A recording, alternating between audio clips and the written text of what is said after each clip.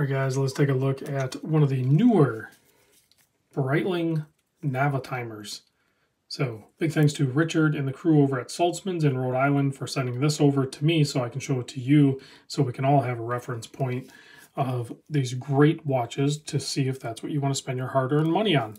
I will put a link down below in the description to get a hold of Richard at Saltzman's, and also probably a link for you to get even more information on this watch. So let's just get right into it. I have a hang tag here. There's, I think, a number or some sort of number, but the retail price is $9,100 on this alligator leather. If you opt for the bracelet model, which Breitling bracelets are amazing, the bracelet would be $9,500. So personally, I urge you to get the bracelet model for the $9,500, and then definitely look at purchasing the leather strapped maybe later on, unless you're completely anti-bracelet, which I could see that with the Navitimer. I could see maybe going just with leather straps. It makes sense for this particular watch. But it's going to be totally up to you. So measurements. The case itself is 41 millimeter. The bezel is 42.7, or this watch is technically labeled as a 43 millimeter, but I'm letting you know that the case is actually 41 and the bezel is like 42.7. So don't freak out when you hear that 43, because it just simply is not 43. Now it's going to present like a larger watch because it's so much dial surface.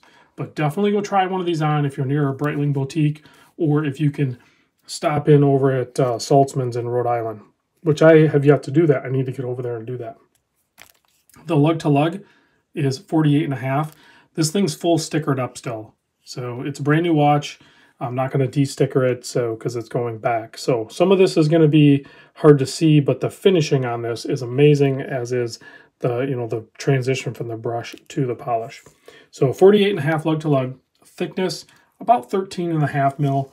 The lug width here is 22, and this leather strap tapers down to 18, and you have a fully milled out fold over mechanism on this to keep it really nice and clean. So you can see how that's done there, and you can adjust it with the holes in the leather strap. So it makes it easy to take on and off. Love the corporate Breitling yellow on the bottom side of their straps. Love that. And there's a quick look. I'll do a close-up of the movement with a sapphire display case back. It's using the Breitling B01 movement, which is a phenomenal movement. So we can get into that a little bit as we zoom in and take a closer look. So on the front of this one, you have that copper colored dial. You have the Breitling AOPA logo up top there versus like the Breitling B or the wings. I put the other two Breitling out there because I am a Breitling fanboy, even though I have never owned a Navitimer. I just really like the Super Oceans. But this logo here is the AOPA, which is the Aircraft Owners Pilot Association.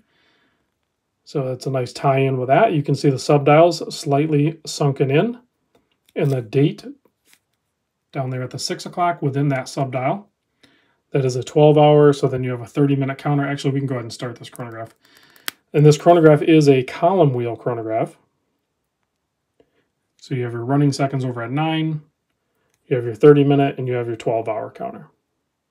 And of course, the chronograph hand is running at a quarter seconds register. So you have your slide rule. So this is a friction fit bi-directional bezel. It's very stiff, but you have tons of traction. So you're going to be able to get your formulas done for whatever you want to do. I still have yet to master that, because I simply just would never use it. But there are some very good videos out there. If I can find one, I'll link. But you can do some like legit math using these slide rules, whether it comes to like just, tipping at a restaurant or figuring out your fuel for your flight pattern. So as you can see here, as it rounds about, boom, you just registered a minute on the 30-minute counter. So very clean operation there. It is a push-pull crown with the sign B on the watch there.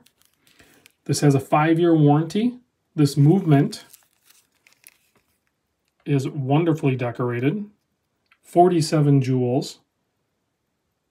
You can see it beating away there. You can see the column wheels right there. I like that the rotor is skeletonized, so you can see a little bit more of the movement, and you can see how well it's finished.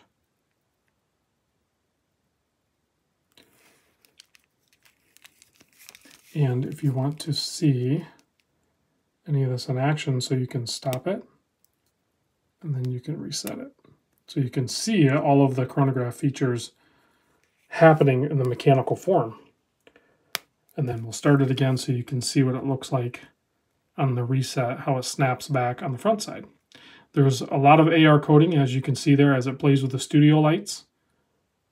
And there is a decent amount of lume on this, even though there's not a whole lot of real estate for it.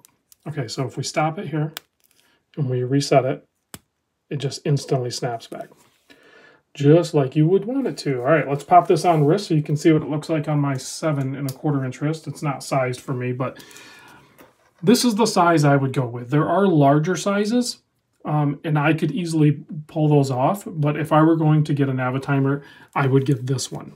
I would get the 43. That's what it's classified as. I think the next size down would look good as well, but I don't know that I would go any larger. I think this is the Goldilocks size for me personally. And the more I think about it, I really do like their bracelets, but I think the Navitimer pretty much needs to be on strap. I think it works better. So typically a bracelet guy, but I think if I were going to go Navitimer, I would go on leather strap. What do you guys think? What would you do? Metal or leather? Let me know.